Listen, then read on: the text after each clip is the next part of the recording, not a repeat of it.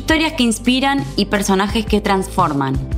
Preguntas para explorar y respuestas para construir juntos. Esto es Conversaciones en Red, un podcast de la Red Educativa Itinere, conducido por Darío Álvarez Clar. Un espacio donde la educación nos conecta.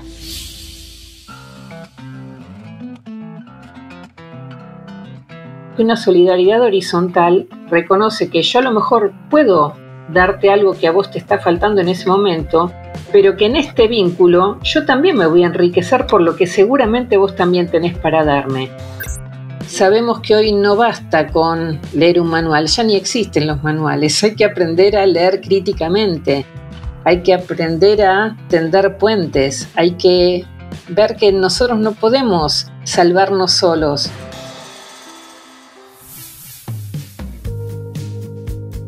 ¿Cómo se contribuye al crecimiento de una cultura fraterna y participativa a través del aprendizaje y la solidaridad? ¿En qué medida la educación, la tecnología y las nuevas alternativas allanan caminos para mejorar la vida de otros? En el episodio de hoy vamos a hablar con María Rosa Tapia, licenciada en Educación y coordinadora de Educación Superior de CLAIS, una organización que nació para acompañar y servir a los estudiantes, educadores y organizaciones comunitarias que desarrollan o quieren implementar proyectos educativos solidarios. Los invitamos a escucharla. Hola María Rosa, es un gusto y enorme agradecimiento, como siempre, la generosidad tuya, en otras instancias de Nieves también, que hacen posible difundir ideas y trazan puentes vinculados con la educación, como dijiste vos recién, la tecnología, y con algo que yo no dejo de aprender de ustedes y de la organización que es CLAIS, que es el impacto social. Agradecerte este espacio y que puedas contarnos y contarles a quienes nos escuchan, no sabemos desde dónde, de qué edades, qué es CLAIS y por qué parte de este proyecto de educación tiene que ver con el aprendizaje, el servicio. ¿Nos contás un poco de qué se trata? Bueno, CLAIS es el Centro Latinoamericano de Aprendizaje y Servicio Solidario. Como bien vos mencionabas, hay un aspecto social que es fundamental vinculado a la educación y por eso lo que buscamos desde CLAIS es promover una propuesta pedagógica donde estudiantes desde el nivel inicial hasta el universitario puedan poner en práctica lo que aprenden al servicio de sus comunidades.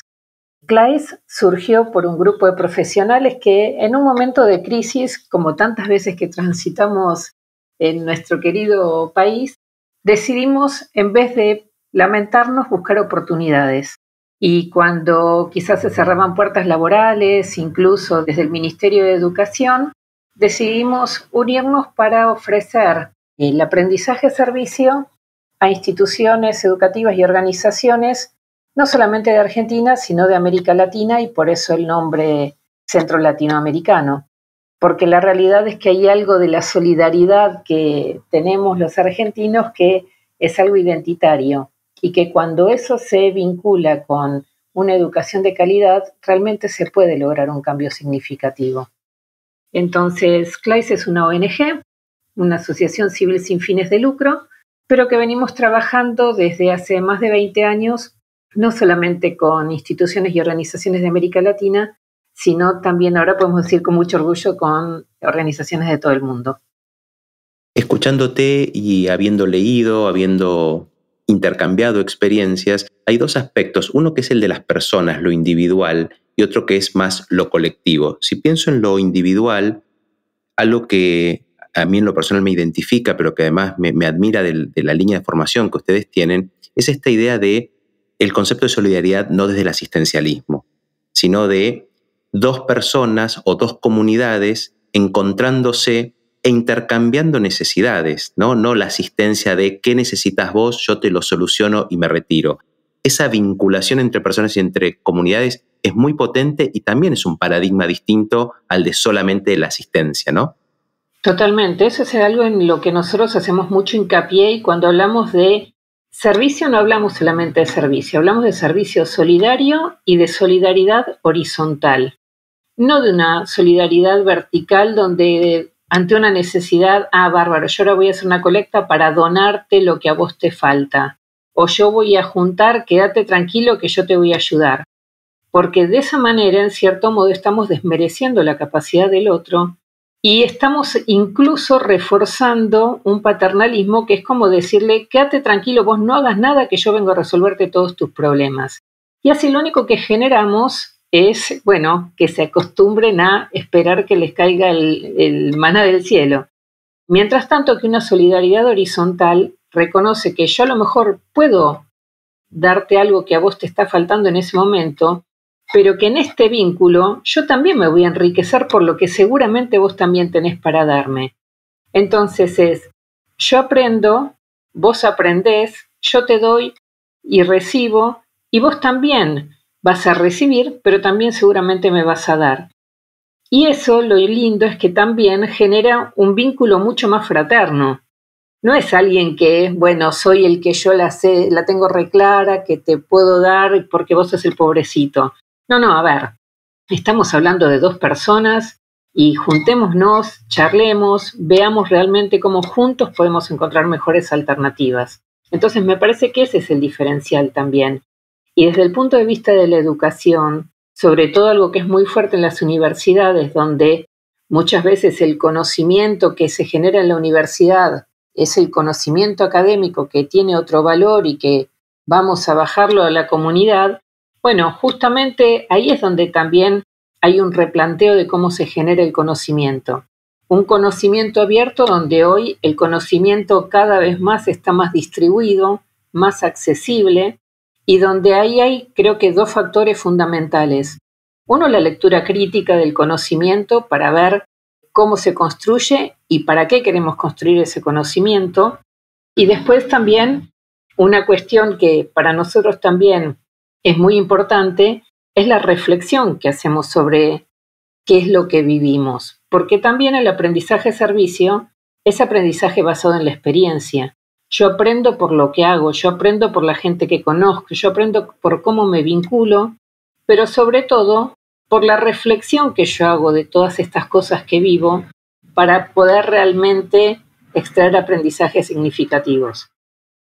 Este es el otro eje o la otra pata, me parece tan potente de todos estos años de recorridos de CLAIS, en donde hay muchas organizaciones sumamente respetables que se encargan de generar acciones solidarias, eventos solidarios, links, puentes entre necesidades.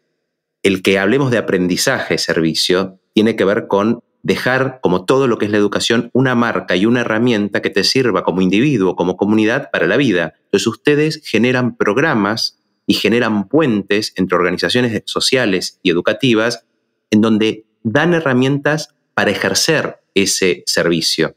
Esto es lo que me parece que por ahí muchas veces uno desconoce y que si bien es loable la acción directa, la ayuda, la colaboración, el involucramiento, el adquirir herramientas en pos de ser una persona de servicio es otro de los aspectos del paradigma distinto, ¿no? Mira, algo que realmente aprendimos y disfrutamos mucho es ver la transformación que ocurre en los estudiantes cuando se involucran en este tipo de proyectos. Porque justamente es esto, ¿no? Es el encontrarte con el otro y sentir que lo que vos estás haciendo vale no solamente por el hoy, sino por el largo plazo. Porque uno puede ver, bueno, hay una inundación, hacemos una colecta y al año siguiente la gente se va a volver a inundar. Pero cuando vos lográs ver cómo, por ejemplo, estudiantes de una escuela técnica en Junín de los Andes estudian desde la escuela secundaria las distintas fuentes de producción de energía eólica, hidráulica, y identifican en cada casa, bueno, a lo mejor en lo alto de la montaña pueden poner un molino de viento, a lo mejor si tienen un río cercano pueden aprovechar la fuerza del agua para que tengan energía en sus viviendas, y entonces trabajando con cada familia de la comunidad pueden ayudar a que esas familias en sus casas, aprovechando energías naturales, puedan tener electricidad. Ese es un cambio a largo plazo, un cambio significativo donde a partir del estudio del contexto, los estudiantes tienen no solamente que poner en juego lo que pide el currículum, tienen que aprender mucho más, porque tienen que aprender también sobre la realidad de cada casa y, como dicen los directivos de la escuela, convierten cada casa en un aula, para que a partir de allí puedan realmente poner en juego sus conocimientos y ver el valor que tienen al ponerlo al servicio del otro. Y en esta línea, ustedes lo dicen siempre, también se ponen en juego los valores, ¿no? Y los principios. Totalmente. Porque yo me tengo que poner en los zapatos del otro, tengo que desarrollar mi empatía y ya decir, cuando conozco el contexto y la realidad, eso me hace no solamente generar una acción, sino poder saber lo que implica vivir en esas condiciones. En una charla que tuvimos con nuestra amiga común, Cristina Schneider, que los dos queremos mucho, me acuerdo que te contábamos una experiencia que está vinculada con el arte, que a veces parece que el arte no es esencial, pero que alumnos nuestros hicieron cómo bajar las barreras de acceso e hicieron marbetes para gente sin visión, con braille, con traducción a otros idiomas. El hacer accesible, es decir, lo que yo puedo apreciar o lo que yo puedo tener, otro no lo tiene o no lo puede apreciar, ya de por sí, sin que nadie te lo enseñe, te genera una empatía y una humanidad que es, esto cambia mi propia visión del mundo. Y esto me parece que es la gran potencia, que cuando uno mira o aprende a través de CLAIS, los programas lo que hacen es poner a personas a formarlas en estas habilidades, que son habilidades que se entrenan, porque uno puede tener una habilidad personal, una intención, una sensibilidad, pero aprender a ponerse al servicio y a ser solidario también se entrena. Ustedes tienen una enorme cantidad de acciones de todo tipo, desde muy pequeño impacto hasta nivel estados, ¿no? ¿Nos podés contar un poco ese mapeo de acciones que CLAIS impulsa en distintos lugares? La verdad que es súper interesante poder ver todo el espectro, ¿no? Porque nosotros ofrecemos capacitación, por ejemplo, a docentes que tienen muchas ganas de hacer este tipo de proyectos, como para que, bueno, puedan ver cómo armar un proyecto de aprendizaje-servicio en su aula, con su materia, con sus alumnos. También tenemos que trabajar a nivel directivo, porque para que esto sea institucional, tenga alto impacto, necesitamos que los docentes cuenten con el acompañamiento de las autoridades. También trabajamos con organizaciones, porque es importante que las organizaciones también puedan poner en práctica sus propios currículums al servicio de los objetivos de su institución, pero también, como vos nombraste varias veces, tejer puentes, empezar a entender la lógica de las instituciones educativas para encontrar oportunidades de trabajo conjunto. Pero también sabemos que las políticas públicas son fundamentales. No es lo mismo pensar yo quiero trabajar de determinada manera en el aula si no tengo un marco que me permita desarrollar.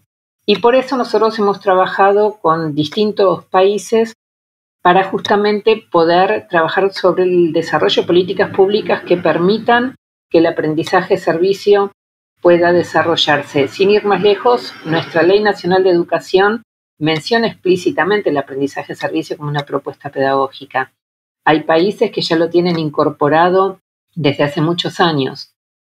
Pero también para nosotros es fundamental la oportunidad de poder tejer redes más allá de lo nacional para poder tejer redes internacionales, porque, por ejemplo, hay problemáticas ambientales que son comunes en muchos países más allá de nuestra región. Y podemos aprender muchísimo de lo que se viene desarrollando tanto en África como en Estados Unidos. Entonces, en CLAIS venimos trabajando, como les dije antes, hace más de 20 años y de a poco esta necesidad de buscar, dar respuesta a través de la educación nos llevó a conocer a grandes personas y a grandes organizaciones. Y hoy, sin ir más lejos, uno de los principales programas en los que estamos trabajando desde CLAIS se llama Uniservitate, que es justamente el programa que coordino en CLAIS, con el que estamos trabajando con universidades católicas de todo el mundo.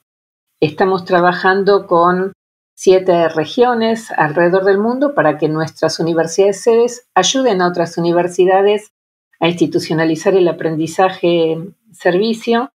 Y la verdad es que la riqueza que tiene conformar una comunidad educativa, solidaria, con ganas de seguir aprendiendo, tiene una riqueza que demuestra que va más allá de lo personal para poder trascender en esto que vos decías, en estos valores, en los valores de la fraternidad, del construir juntos, del trabajo cooperativo, porque sabemos que nadie puede resolver solo los problemas del mundo, que son muchos, pero que si nos juntamos y si seguimos aprendiendo unos de otros, bueno, a lo mejor nos podemos empezar a acercar a las soluciones.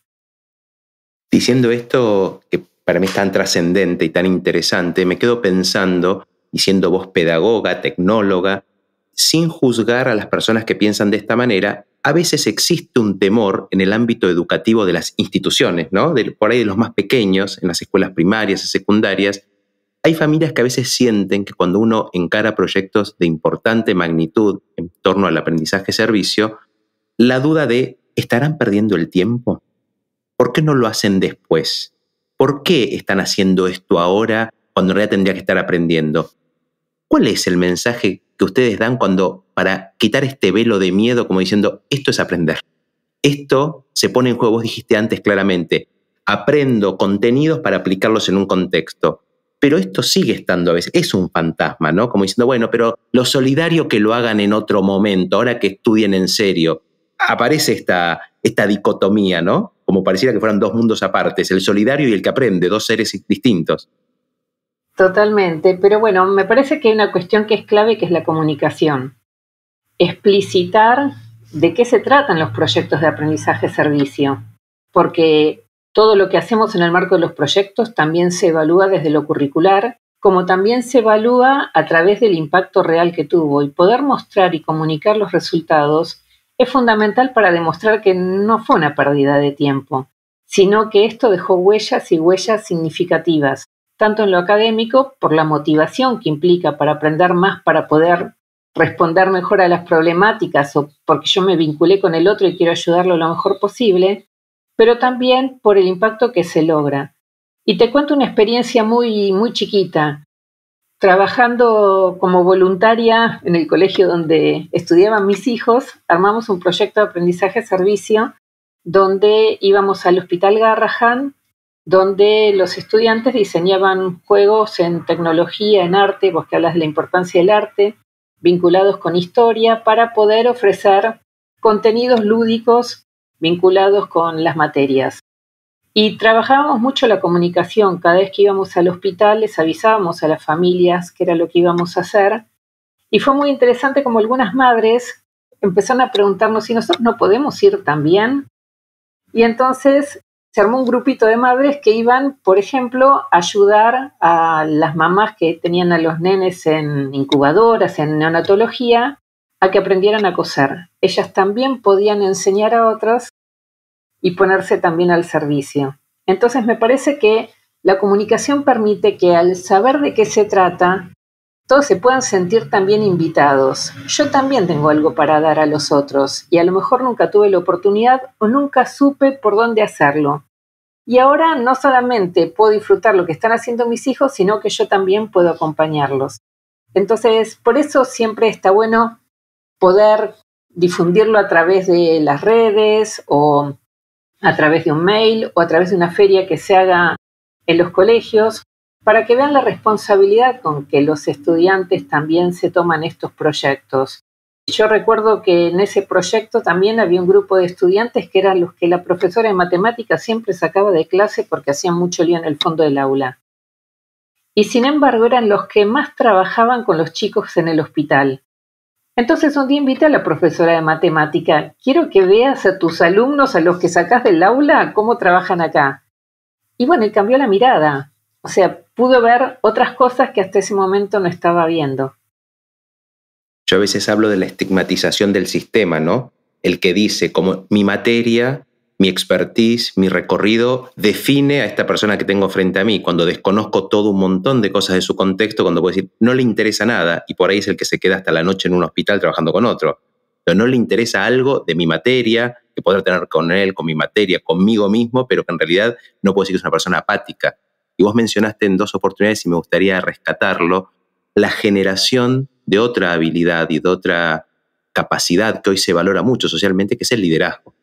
Y el liderazgo social no siempre está en los primeros planos de la prensa. Está el liderazgo económico, el liderazgo del emprendedor, el liderazgo deportivo, que son todos importantes. Pero el liderazgo social a veces es más silencioso y cuánto impacto deja y qué huella importante deja. Es algo que también ustedes tienen explicitado en sus procesos de formación, que es el liderazgo social, ¿no? Totalmente, porque justamente hay un montón de competencias que se desarrollan en el marco de los proyectos que requieren mucho de gestión también, de planificación, de identificar y registrar a los otros, de saber escuchar, para no reforzar justamente esta estigmatización que vos mencionabas. Entonces, como también nosotros, si realmente queremos formar a los futuros líderes que logren un mundo más fraterno y solidario, tenemos que darles la oportunidad también de que ellos puedan tomar decisiones. Esto requiere un cambio de paradigma desde lo pedagógico, donde son los estudiantes los que pueden presentar las iniciativas, donde buscamos espacios donde ellos también puedan compartir sus problemáticas o sus iniciativas para las soluciones que se puedan plantear. Pero para eso hay que arriesgarse, hay que confiar, y son todas estas cuestiones que entran en juego al momento de desarrollar los proyectos. Y si querés sigo con algunas historias muy cortitas. Cuando íbamos al Garrahan también había un alumno que acababa de ingresar a la escuela, cuarto año, 16 años, bastante tímido, era el nuevo, ¿sí? Entonces, bueno, era más fácil, bueno, ahí va el nuevo. Y sin embargo, él tenía gran capacidad de empatía con un nene que desde que había nacido vivía en el hospital, que tenía 7 años, y se convirtieron en grandes amigos. Y al ver esto, el resto empezó a preguntarse, bueno, ¿qué tiene este que logró hacerse de este amigo que ninguno de nosotros lo logró? Y a partir de ese vínculo que había logrado, lo empezaron a mirar diferente y empezaron a considerarlo diferente. Entonces, este tipo de iniciativas que permiten conocerse y que los otros te conozcan diferente, también ayuda muchísimo. Sobre todo también, como vos decías, vinculados al liderazgo, si vos los ponés en contexto, nunca vas a saber cuánto van a ser capaces de desarrollar o de encontrar su lugar. Me acuerdo que había un proyecto que era muy bueno de medio ambiente, donde estaban los que iban al territorio, los que lograban mejor comunicación, pero después también había una chica que era súper tímida, que era la que lograba relatar mejor todo lo que iban aprendiendo y descubriendo a través de las redes sociales. Y a través de sus relatos, ella lograba también marcar un ritmo en el desarrollo del programa que pasó a ser muy importante. Entonces acá también es no solamente el que vale es el líder, sino el pequeño o gran lugar que cada uno puede encontrar a partir de lo que descubre también de sí mismo y cómo con lo que cada uno tiene puede colaborar en el marco de un proyecto. Estos espacios en donde te definen no solo tus habilidades académicas, artísticas, deportivas, sino donde te mostrás tal cual sos, ¿no? Porque de alguna manera en esos espacios es tu esencia, son tus principios, son tus valores, y esto de descubrir, ¿no? A mí siempre me impacta esta idea de cómo uno por ahí pasa años en una comunidad y descubren a lo largo de los años algo que esa persona tenía, y decís, pero ¿y dónde estaba? Cuánto también las instituciones educativas o sociales o culturales o los clubes dejan un lugar para algo más que esa punta de iceberg, ¿no? ¿Cómo puedo mostrar la esencia a las personas? Y esto me parece que también es parte de ese aprendizaje-servicio, es poder mostrar estos otros costados de a vos no te define solamente un resultado, un boletín o una serie de habilidades, te define todo eso más quién sos como persona, quién sos como esencia, que de alguna manera te retrotrae a lo que te formaron, a lo que te inspiraron, a lo que te transmitieron. Y eso muchas veces los sistemas lo dejaron de lado, ¿no? Seguro, mira, y me hiciste acordar un proyecto que súper interesante que están desarrollando en la Universidad de Deusto en España, donde desde el Departamento de Derecho, los estudiantes de abogacía tienen un consultorio jurídico para inmigrantes. Buscan darle asistencia a los inmigrantes sobre cuestiones vinculadas a documentación, conocimiento de normativas para trasladarse, pero lo que les piden de la materia es que ellos lleven un registro donde van volcando sus reflexiones sobre la experiencia que van desarrollando. Y es súper interesante porque al justamente promover esa reflexión sobre las vivencias, en los cuadernos quedan registros muy interesantes de cómo esto los impacta a ellos como persona. No es un material que se evalúa, no te evalúo por cuántas páginas escribiste, sino valoro lo que vos aprendiste sobre vos y sobre el otro. Entonces, en ese sentido también es muy interesante todo lo que los estudiantes, a partir de este vínculo con otros muy diferentes en una situación límite, pudieron aprender a partir de esa reflexión. Esas bitácoras de vida, ¿no? Esos recorridos. Exacto. Cuando yo te escucho, María Rosa, cuando escucho desde hace tantos años también a Nieves o a Alejandro, o veo el impacto de programas de ustedes, como educador me ilusiona pensar, y creo que hay de esto algunos brotes verdes en el mundo, en qué responsabilidad enorme tiene la educación y todo lo que tiene que ver en torno a la educación con humanizarnos cada vez más, en un contexto de guerras muy cruentas, de países totalmente aislados, de personas con una brecha muy grande entre ciudadanos de una misma región en cuanto a la pobreza, la accesibilidad. Pero qué enorme desafío tenemos los educadores y a través de lo que ustedes propugnan de humanizar los vínculos de las personas. Y estos puentes de los que vos decías y del cual también sos parte y has unido a gente de contextos tan distintos, cuando vos contás tus viajes o estás en una universidad india, digo, me parece que humanizar las sociedades a través de la educación y a través de proyectos de aprendizaje-servicio es nuestro legado, ¿no? Totalmente, y la verdad que yo soy una agradecida de la oportunidad de poder no solamente conocer, sino acompañar a gente en contextos muy diversos y particularmente nosotros venimos trabajando con la Universidad Católica de Ucrania desde incluso antes que empezara la guerra, porque ellos estaban muy interesados en promover el aprendizaje-servicio y es el día de hoy que dicen que, sobre todo desde el comienzo de la guerra, para poder continuar educando, ellos convirtieron la universidad en un gran proyecto de aprendizaje y servicio, porque justamente los estudiantes necesitaban sentir que ellos también aportaban en un contexto tan difícil. Entonces decían, yo quisiera estar en el campo de batalla, y sin embargo entendieron cómo, a través de la educación, ellos hoy no solamente también podían ayudar frente a las necesidades actuales que tienen sus compatriotas, sino también formarse para ser, como dicen textualmente, ser los futuros líderes que reconstruyan Ucrania. Y es muy fuerte pensar esa resiliencia y esa esperanza y esa confianza, pero en esto que vos decías de la humanidad, ellos desarrollaron un proyecto que la gran pregunta que buscaban responder es ¿qué es lo que nos hace humanos? Y empezaron a través de filosofía, teología, una serie de encuestas a veteranos, a jóvenes que estaban combatiendo, para hacerles esta pregunta, para justamente preservar la humanidad frente a un contexto tan difícil y para poder preservar los vínculos y los valores.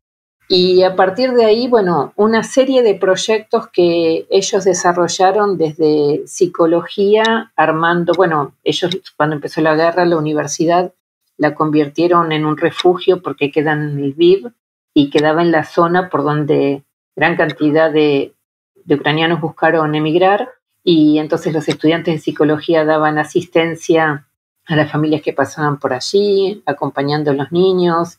Desde comunicación también buscaban identificar las fake news que se transmitían desde Rusia para poder comunicar al mundo la situación que estaban viviendo.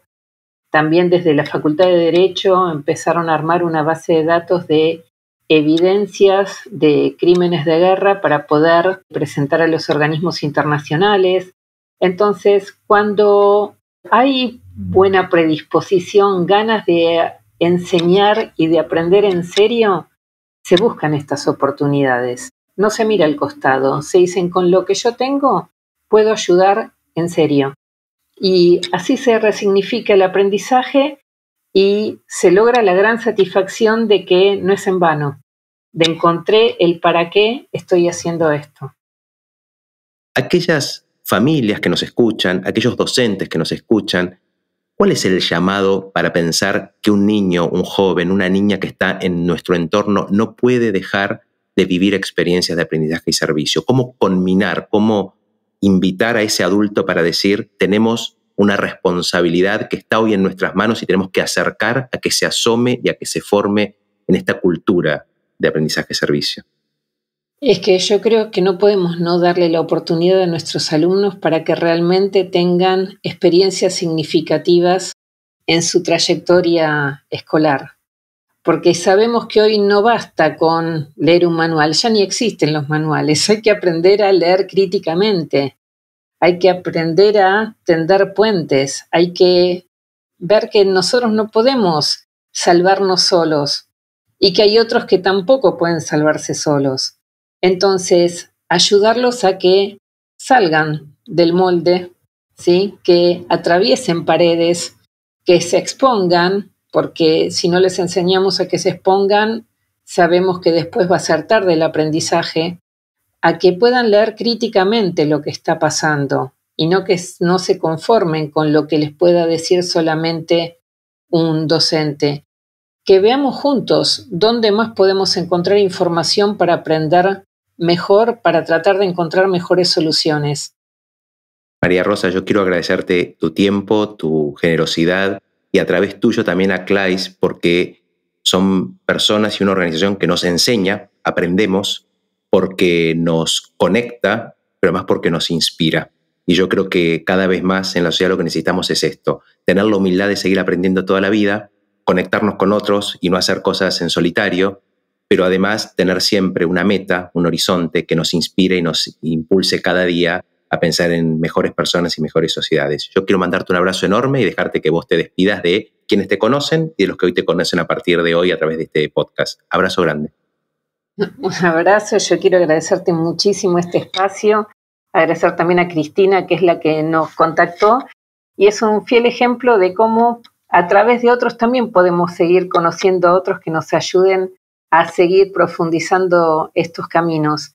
Yo quiero agradecer a mi hermana Nieves Tapia, porque ella es la culpable de que yo esté con toda esta movida, a todo el equipo de CLAIS, pero a todos los docentes de los que aprendemos cada día, de mirar lo que están haciendo. Entonces, sigamos mirando qué es lo que está haciendo el otro para ver de qué modo nos puede seguir inspirando, podemos seguir aprendiendo y sobre todo nuestros estudiantes. Confiemos en ellos. Confiemos que a pesar de que a veces confiemos, porque si no confiamos en ellos nunca van a confiar ni en ellos ni en nosotros para poder seguir caminando juntos. Esto fue Conversaciones en Red. La educación nos conecta. Un podcast de la red Itinere, una red de instituciones educativas en el Cono Sur que tiene como objetivo crear comunidades en sus colegios y en espacios de diálogo como este.